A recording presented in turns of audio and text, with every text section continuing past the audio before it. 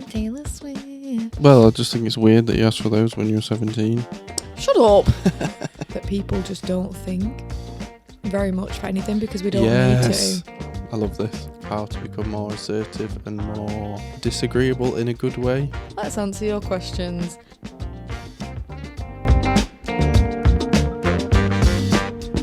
Hello, and welcome to the Here We Raise podcast. This is a mini episode. Because we're having camera problems. Yeah, we're having major camera issues and we won't say why.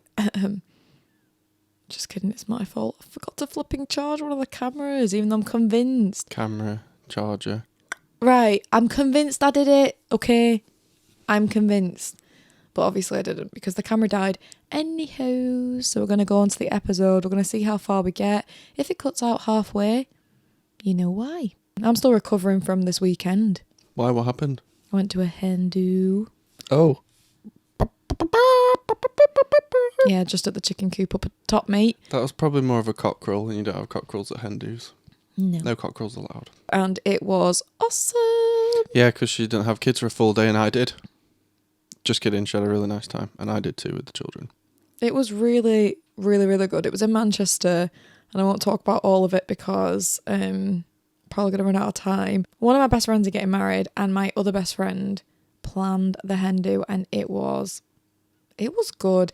It was a daytime Hen Do. I mean, it went into the evening as well, but it was a day activity Hen Do. One of the activities that she'd planned was a silent tour of Manchester. No, a silent disco tour of Manchester. Shh, everybody follow me. Nobody's saying anything. It's a silent tour of Manchester. It was a silent disco tour of Manchester and it was so cool. And I was a bit hesitant and a bit worried at first because I didn't actually really understand what it meant.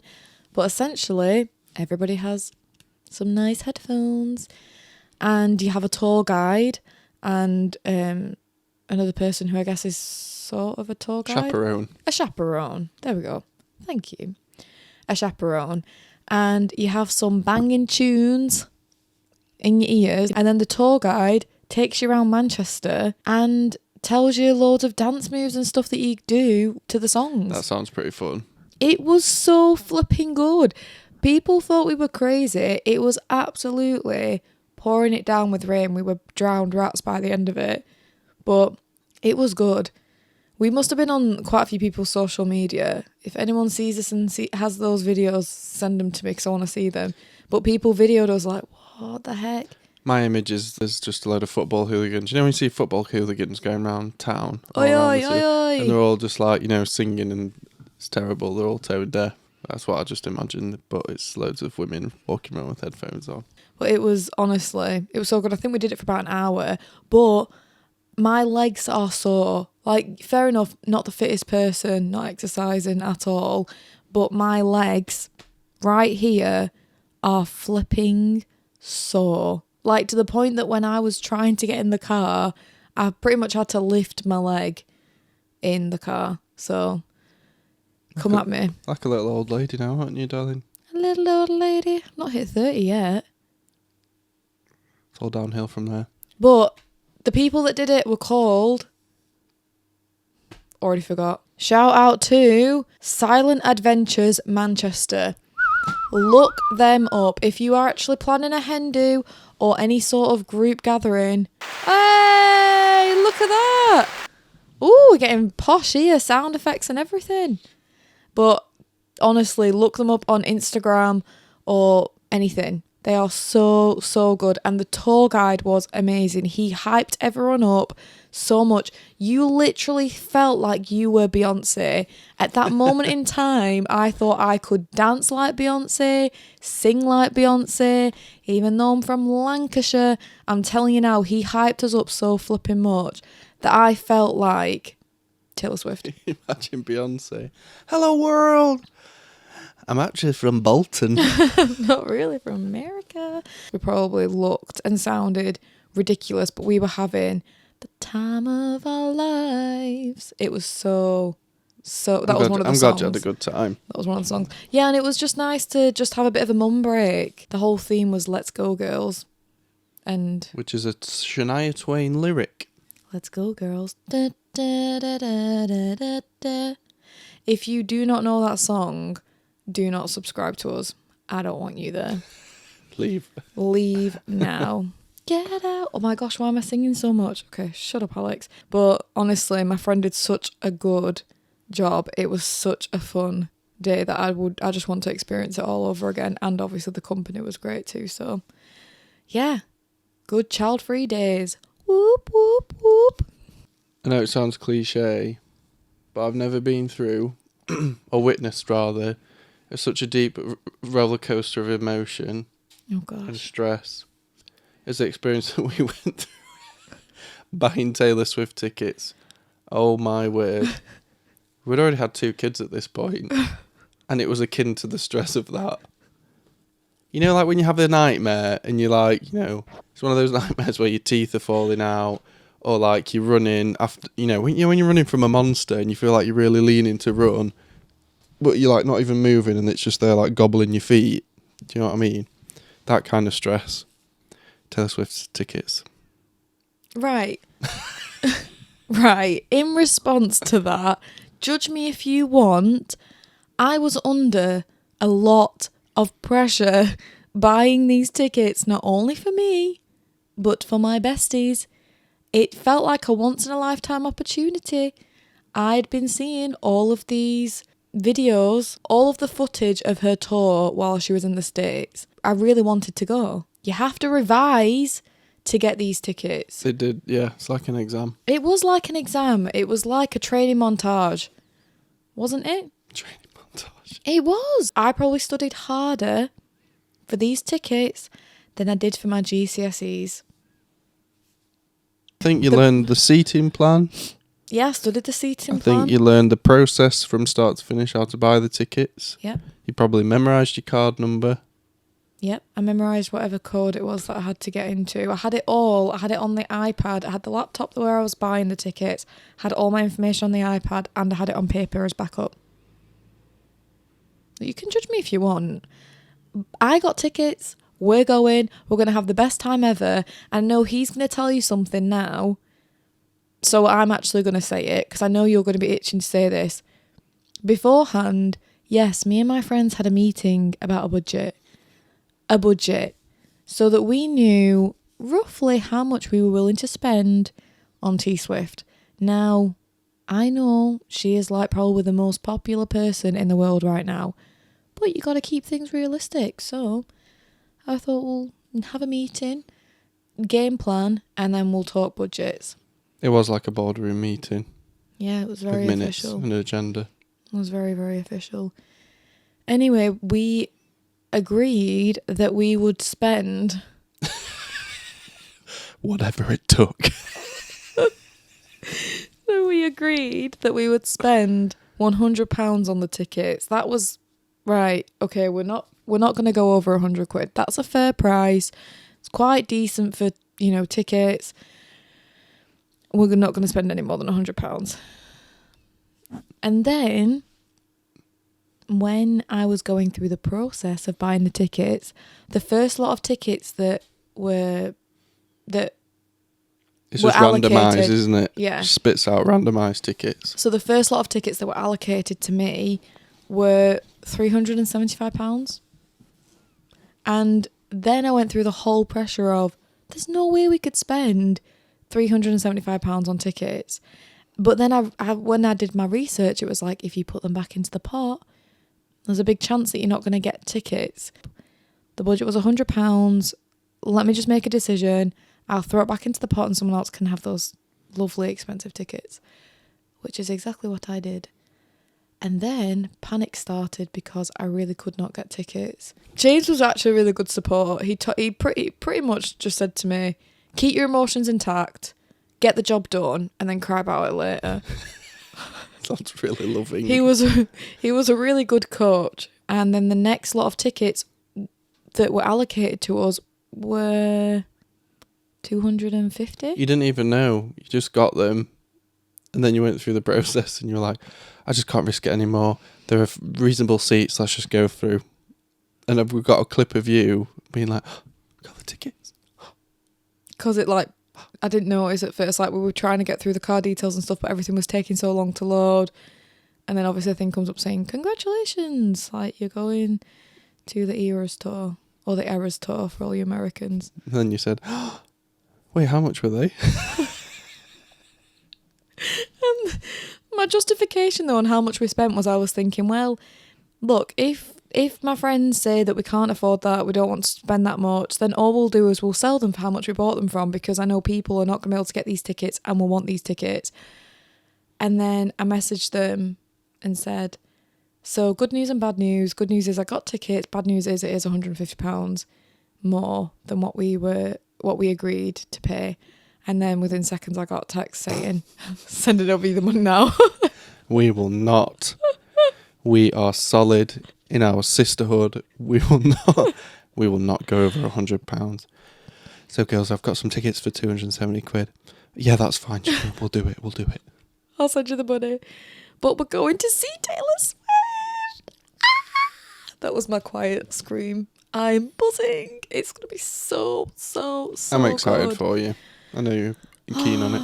I can't wait. Anyway, I'm seeing Taylor Swift. I paid for her to see Taylor Swift. I feel like a man popping like this just does not have the same. Moving on. Something I really enjoyed watching this week. I really, really love Jordan Peterson. If anybody doesn't know who Jordan Peterson is, just hop onto YouTube, look him up. He's a Canadian psychologist, written some books, talks about loads of different political things, behavioural things, bits and pieces. Anyway, just loads of cool stuff. Something I saw, a clip of one of his lectures this week, which I found really interesting, was learning how to be assertive. Being confident and speaking your truth. And it was really interesting, like what he was talking about in terms of how to become more assertive and more, I guess, disagreeable in a good way. And he basically just said you've got to start out with always saying the truth, which sounds really simple, but if you think about it, not a lot of people always do this, including myself. You have to say the truth and talk the truth. And when you start doing this, typically people who are agreeable, so the opposite being disagreeable, you find that process, I don't know, awkward or tiring, or you don't like that confrontation that arrives with telling people what maybe you really think. And I just really liked it. He explained that you've got to start with telling the truth, otherwise what life are you living? Because if you're basically just always living in a lie, so to speak, and you accept what people tell you and you don't have your own opinions and things, well, you never really understand who you are as a person. Anyway, he carries on talking about how if we always speak truth, we will then have to learn how to negotiate in certain situations. So, for example, people who are in a relationship, there might be something that bugs you about the other person. I know this may be a silly example, but what you need to do is, in a relationship, especially in marriage, you need to be able to work through everything together. And you've got to be able to talk to each other and tell each other how you feel and exactly the truth about, whatever the situation may be. And at the start, that negotiation is going to probably be really messy and a bit higgledy-piggledy and maybe a bit abrupt. And I just really like that, because I feel like I've been in those situations where you speak truth and you talk about either how you feel or what you think or something to do with a relationship that could cause conflict. And I've reflected on that afterwards and realised that I probably didn't deliver that in the best way possible. But at least underlying all of that, at least that thing was said and done. So I guess it's about learning how to have honest, open conversations with people, especially family and especially with your spouse, and just speaking truth. I mean, you even look to Jesus Christ as an example of truth. He always spoke the truth when he was on the earth. He spoke truth, and that upset the Sanhedrin, or the Jewish lawmakers at the time. It upset them because it was different from what they'd understood and been and taught everybody. But he wasn't scared to upset people. But I think the key is not doing it in anger. I think that's a real big key of it as well. But I just really enjoyed that. So basically, if you want to become more assertive and disagreeable in a good way, in terms of just being able to speak truth, you you have to start with telling each other the truth. And then I guess once you sort of, in some ways, practice it in a safe environment, which is your home, you can then feel more confident expanding that to people that you don't really know as well. I think the difficulty with it sometimes, though, it's the other party. So I think it's great that you can speak truth, but you don't know how the other person's going to respond. Now, you can't control how that other person is going to respond. You can control how you may react to that person's response, or how you may, initially say whatever you're trying to say. But I think that can be sometimes what might put people off, is not wanting to deal with confrontation when the other person is unpredictable. But then it stands with the point that you were saying, that actually, but to speak truth is the most important thing. Yeah. So how they respond and the confrontation after is actually the lesser important thing. Not saying it's not important, because you want to make sure that the relationships that are precious to you are to stay intact and become stronger. So you don't want to offend or upset or do anything that could hurt that relationship. But if you don't learn to speak the truth to those people, what relationship is it? And you end up just harbouring resentment. I mean, Jordan Peterson does this a lot more eloquently than me, but you do just end up harbouring resentment if you don't say what you really think and you don't get that point across. I mean, just the other day, I'm pointing outside like everyone knows where I'm pointing, but we, obviously living in our chalet, we have massive gas bottles outside that feed our heating system, and we get these delivered periodically. And the other day, the gas bottle delivery guy came, and we've got one that's like half full, and it just doesn't work. It doesn't feed the system. He came, and I had to say to him, look, we paid for this. It's half full and it's not working. And then he goes to pick it up. It was quite funny actually. He went to pick it up and he's like, all right, yeah. I don't think there's that much in there. And then he picks up the other one and he's like, it's like super light. Anyway, I said to him, I don't think that's appropriate really. We paid for this. I need some money back. And he just basically said, oh, well, it's basically empty. I was like, no, we've paid for this. This is a product you supplied to us. I would like a refund. And he's like, well, sometimes they just don't work, do they? And it's just one of those things. But do you see how I could have just slipped away and been like, all right, yeah, fine, whatever. But like, I felt justified in asking really for a refund. And I said, can we sort this out, please? And he said, well, you'll have to talk to my office about getting the refund, but I'm sure there's something we can sort out. So I feel like that as an interaction could have been a bit awkward. I could have not said anything. I could have said something and then he'd be like, oh yeah, it just happens sometimes with the odd bottle, and left it there.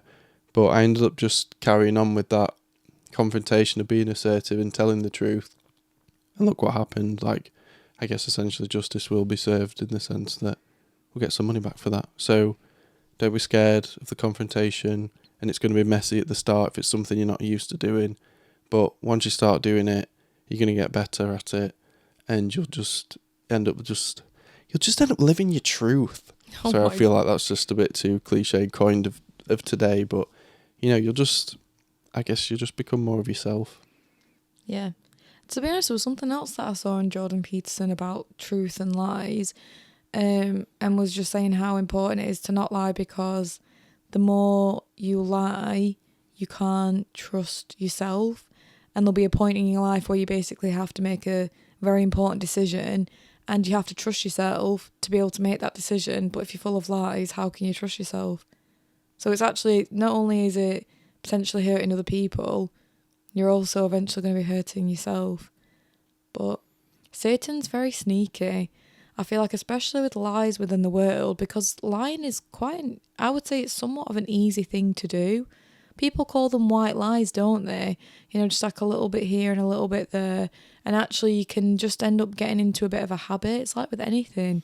Once you've done it and you're a bit more confident in doing it, you then maybe think, oh, I can do this more. And it might be easier in some ways because it can get you out of things like confrontation or out of a situation that you don't want to be in, or a place you don't want to go. I'm sick.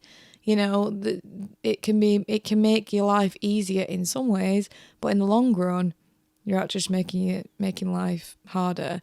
And there is, I don't know where it is in the scriptures, but basically saying that Satan is the father of all lies. So actually, the more that you do lie, you are becoming closer to Satan and further away from the Saviour. Mm-hmm. And that's obviously going to cause discomfort in your life. Well, I think the first step is accepting that he's real, that he's set on destroying us, isn't he? Mm-hmm. And doesn't want us to be happy, and wants us to be miserable like him, and to destroy our bodies and, make wrong choices. But at the end of the day, we have power over Satan. He doesn't have a body, so ultimately he can't have power over you unless you let him. I think going on from that as well, part of the problem within the world today, really, I think, is that people just don't think very much for anything because we don't need to. I love this. Well, we don't need to, do we? Why? What opportunities now do we have, really, where we have to truly think about stuff that's important? So let's just take social media, for example, because this is probably the easiest point, I think, in this context. I don't fully know how algorithms work. They're actually kind of scary in some ways. But do you ever really open your phone and see something that you don't really want to see? I wouldn't say very often. Not too much, no. Most of it's quite appealing, isn't it? Yeah, most of it is targeted because of the things that you have been watching. And eventually, like TikTok, for example, TikTok is dangerous. You don't have to actually think. Like, it will tell you what your phone thinks you should watch. So let's say you like watching people singing covers of songs on TikTok. Well, you're probably going to see more of those on TikTok and then therefore be more encouraged to watch those as well. But did you choose to watch that? No, it'd be a new video that you haven't seen, but you've not typed it in to specifically watch that video. Your phone's gone, hey, what about this? Why don't you watch this? And you're not having to think, and then you just swipe, and you just get more and more and more of things that you want, and then you crave it. But I think going on to what we were just talking about then, I feel like, why on earth would we expect people to actually really think about if there is a God and if there is Satan and if they are real when we don't really think for even little things? Why would we then spend the time pondering and thinking about things that are actually of great importance? Mm-hmm. It's like I don't feel like people do. No, it's really dangerous, isn't it? Basically, somebody else making the choices for you, and the algorithms are making the choice. I've done it before where I'll go and open my phone and I'm already 20 seconds into whatever I'm doing, and I'm like, I had no explicit purpose of going on my phone and did not know where I was going, but I've somehow ended up on, I don't know, YouTube or whatever, and I'm flicking through some videos, and I'm there, and it's a bit scary when you think about how easily you can just give up your agency. And like you said, Alex, that how do you expect to think about anything deeply, any topics of any meaning, if basically you're just constantly feeding your brain fast food? Mm-hmm. It's actually really sad. Yeah. Like, I'm just really, I don't know, it's just really hitting me now. I just think that's actually a really, really sad thought. The reason why I actually feel like it's making me feel sad is thinking from a parent's perspective as well, that Heavenly Father has actually sent everyone who is on this earth today, Heavenly Father has sent them down here with a trust and a hope and faith that they will be able to return to Him, but on the basis that they have to learn very important lessons in this life. But imagine, maybe only parents will really be able to fully set and understand this, but imagine having a child that chooses to not see you, chooses to not hear you, and chooses to not really believe that you even exist anymore. That feels really sad. Oh gosh. Yeah, to not have an interest in you because just you love them so much, and then for them to not that as a parent your kids owe you, Sorry, but to love someone so deeply and then just like to be like meh, whatever. that's really sad. I feel like for anyone listening who really isn't sure if Heavenly Father is there, and I know we've said this before, but actually just stop and think and ponder. Have some quiet time, even if you're not confident in, officially saying a prayer. I think if you've got that prayer in your heart, just really think about it. There's no way that we've gone from dinosaur to caveman to awesome Alex. It's not real. It can't actually be. I know people can throw a load of science, but God is a scientist. He has created the earth. Not only has he created the earth, he's created everything in it. And everything has a purpose. Down to the tiny ant on the floor. Everything has a purpose. Everything has a life. How can you not know? How can you not see that? How can you not feel that? Like we are actually his children. Mm-hmm. And how sad is it just to think that there's just so many people that don't know that? Yeah, and he wants your life to be awesome. He wants to help you. He wants to try you and test you. I mean, how many times have we all been through difficult stuff and then you come out the other side and in a strange way you just think, actually, I'm really grateful that happened, because now I can do this, or I can cope with that, or, I understand this better. We've all had opportunities and things like that, and it's all part of a plan. Heavenly Father has a plan for each one of us. I mean, I can testify of that for sure. I mean, I don't suppose everyone will believe me, but it was never our plan to be sat in a chalet. No, that's a very good point. It definitely wasn't. But the fact we're here and just everything that's transpired since we've been here and leading up to being here, and loads of things in the past, God's had his hand all over everything. A challenge that was set on Sunday by the Sunday school teacher. We were visiting a different ward, so same church, different place, for all those who don't know what a ward is. And the Sunday school teacher was talking about the importance of writing in a journal, which I don't think many people do now. I guess why would you need to? I guess a lot of your key events are actually on social media and stored there anyway, aren't they? But he was speaking about writing a journal. Now, I didn't necessarily say you had to, physically pen to paper write, because we know you're going to get a bit of cramp in that arm or hand. That is a hand, Alex. It's not an arm. Anyway, something that he suggested, which I thought was such a good idea, was that you should actually look at a key point in your life, a good thing that's happened and something that has impacted you deeply or greatly, and actually write down the event, and be specific as well, and then to basically do a snowball effect. So to then think about all the other people that impacted, how it impacted yourself as well as other key events that it probably led to because of this one key event, or things that you might have learned.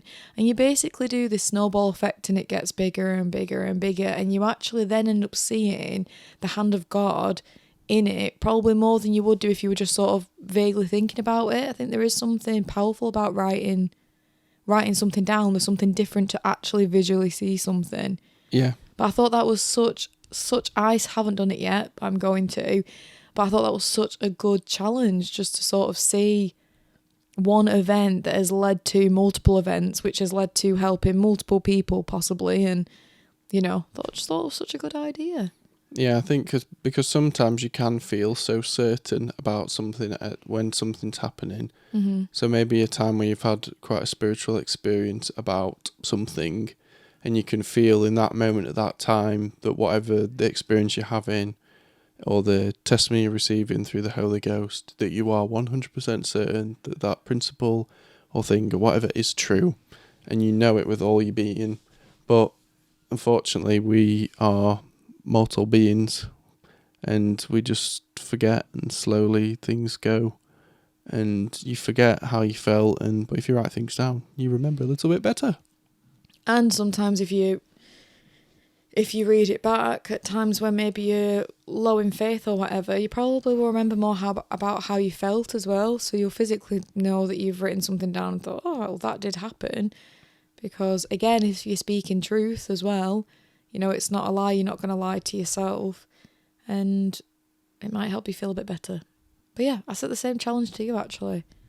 Just write it. Yes, you. You looking at the screen there, you. Actually write something down. I'm going to do it. Write it down and do a snowball effect on a significant event in your life. And maybe even write down the experience after of how you felt after seeing that and how maybe that's impacted your testimony as well. Okay, so we're having some trouble with the equipment tonight, and Alex decided to put a little story out on Instagram. And part of that, we just said if anyone wants to ask any questions while we were sat twiddling our thumbs, eating pickles from the fridge, and anyone wants to ask a question, so fire away. So we actually got quite a few. So let's answer them. Let's answer your questions. Okay, first question. Oh, you're not going to like my answer for this then, actually, if you ask this, but favourite quality street? I like this question because I like people asking me about what chocolate I like. But the problem with this is that I don't have a favourite quality street because I hate... My favourite flavour is bin flavour because that's where it lives. I hate Quality Street. I really don't like them. We always end up getting a couple of boxes during Christmas and... I love them. No. I love it. So anything with like orangey, crunchy, caramel, delicious. So which one's your favourite? It's usually the circle round ones, isn't it? Are they like pink? Yes, No? it might be pink. It's any that are like circle. Here are all the Quality Street. I bet you won't be able to see it. We'll try and zoom for you. Let's see if we can do this. Okay, so out of these, which one is your favourite then? What colour? Ooh, the orange circle one or the green triangle. You'd like the green triangle one. It's just milk chocolate, I think. It's just Oh, it says hazelnut triangle. Okay. Oh, there you go. Maybe I'll try that. The orange chocolate one, Orange Crunch. Does that sound good to you? Mm-hmm. So you're saying that one's your favourite? Mm-hmm. Okay. Question 1 answered. Question number 2. Question number 2. What's one thing you haven't covered in your podcast yet that you're excited to share? Ooh. There is so much stuff that we want to share on Here We Raise. Just give us a bit of time, please. And please like and subscribe. It really helps us out. Mm-hmm. Because we're just still getting used to everything, aren't we, as well? In the future, though, we would like to get people on the podcast too. It's not just going to be us two. Yes. That's the goal, but just give us a bit of time for that. Yeah. But what's topics that we're thinking that we've not really spoken about yet that we would like to? I'd say you'd probably enjoy getting into a bit more political stuff. Yeah, a bit of politics, bit of economics. I like those kind of things on YouTube. But I might let him do a solo podcast of that. Mm. But something that we haven't shared, I don't know. This isn't something that we haven't spoke about on the podcast that we will speak about on the podcast, but something that we are going to try and do is probably do a few more lifestyle stuff on YouTube. Yeah. Because I like watching that kind of stuff anyway. Mm-hmm. But I think it'd be quite interesting to share some of that. Yeah, because we've got a lot going on outside this room that you can see right now. Mm-hmm. There's chickens and vegetable beds and plants for sheep and all sorts of bits and pieces. Fencing. Yeah, so I think we are. So that's one thing that we're hoping to share more of. I know that's not on the podcast, but something that we are hoping to share more of is lifestyle stuff on our YouTube. So subscribe. And we would like to build a house, so we would love to share a house building journey, possibly. We'll see. Watch this space. Yeah. Well, yeah, we're not going to be living in here forever. Good vibes. I hope not anyway. Okay. So thank you for that question. That was actually a good question. And it probably will make me think a bit more about some stuff that we will be speaking about on the podcast. Okay. Question number 3. Are you coming to Disneyland and the US this year? Now I wonder who asked this question. We have some very lovely family members who are definitely trying to convince us to come to the States this year to visit for a very, very, what sounds like a very, very fun trip. Okay, so this isn't a question, but I'm going to say thank you. They said that they love my hair. I've had it cut today. Today's the day I got it all chopped off, like literally that much chopped off because, oh boy, it needed it. It really, really needed it. Why do I get compliments about my hair? Because it's not existent. Can they even see it on the camera? What do you mean? Someone compliment him about his beard. He'll appreciate that. But anyway, thank you. I just got my hair cut today. Oh, not another question, but also another lovely comment saying that they love my cardi. This is a vintage purchase. It only cost me like £10 altogether, including postage. It's actually a bit pricey for vintage that, I guess, but I like it too. So thank you so much. Oh, I feel like I'm blushing here, getting all these compliments. Thank you.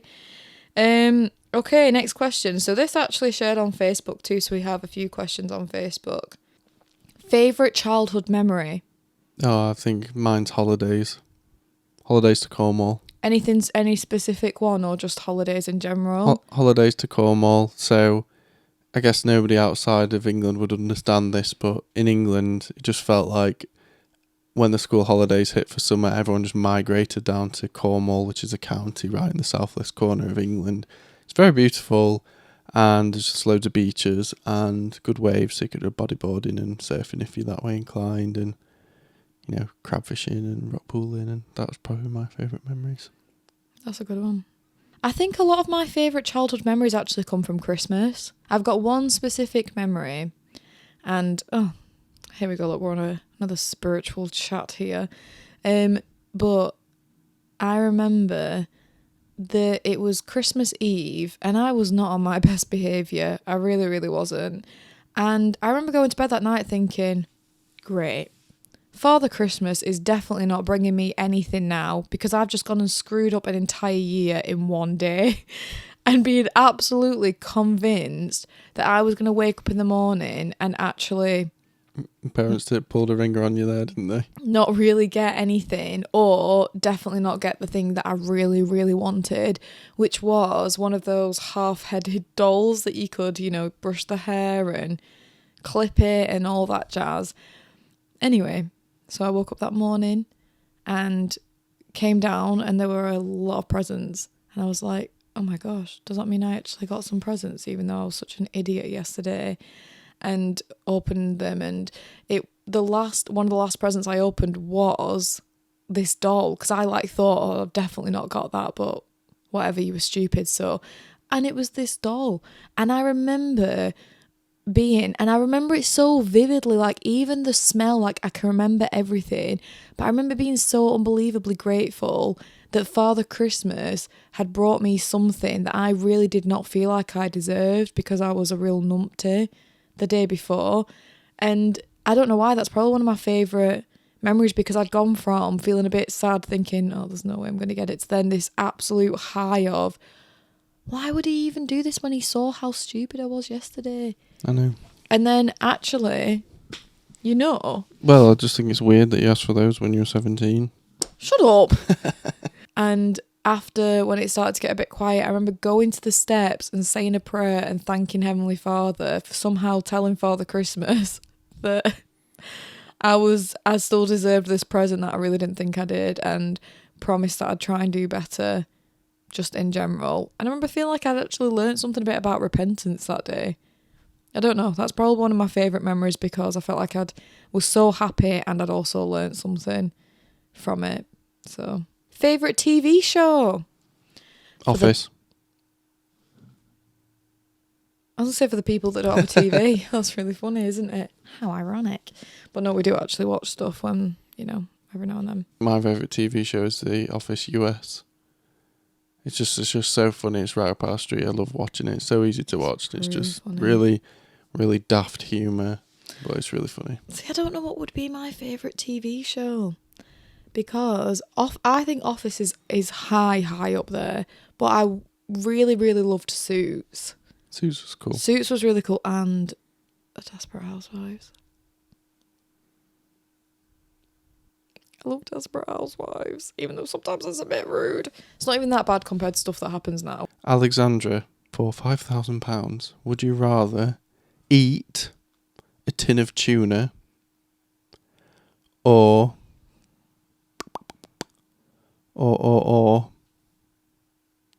hear me sing church hymns during the week? That is so unfair. That is unfair. Alex hates tuna. Alex dislikes it when I sing church hymns on a Sunday. Right, listen, it is not... I just... It's going to make me sound so bad. I don't know what it is. I don't mind... I don't like listening to hymns. I like listening to, like, other church music, but I don't like the very, you know, put your shoulder to the wheel, push along. I don't want to ever hear that song. I hate it. I'm just not that optimistic. I don't want to hear it on a flipping Monday. Just give me some, I don't know, James Bay, Let It Go. I don't want to hear that. Anyway, that's really mean. That's a really hard one. So what's your choice? Hearing your love of your life sing like a songbird. I'll eat tuna. Or I'm actually kidding. That would not be my answer. My answer definitely would be to listen to hymns sung by you during the week, and that is baby crying. Anyway, we've just had a baby wake up, so we're going to wrap this up really quick, but thank you for watching episode 5 on the Here We Raise podcast. And again, if you would like to subscribe, that would be great. thank you, everyone. And we'll see you next time. Shh, nobody make any loud noises. Oh, she's crying. See you later. Bye.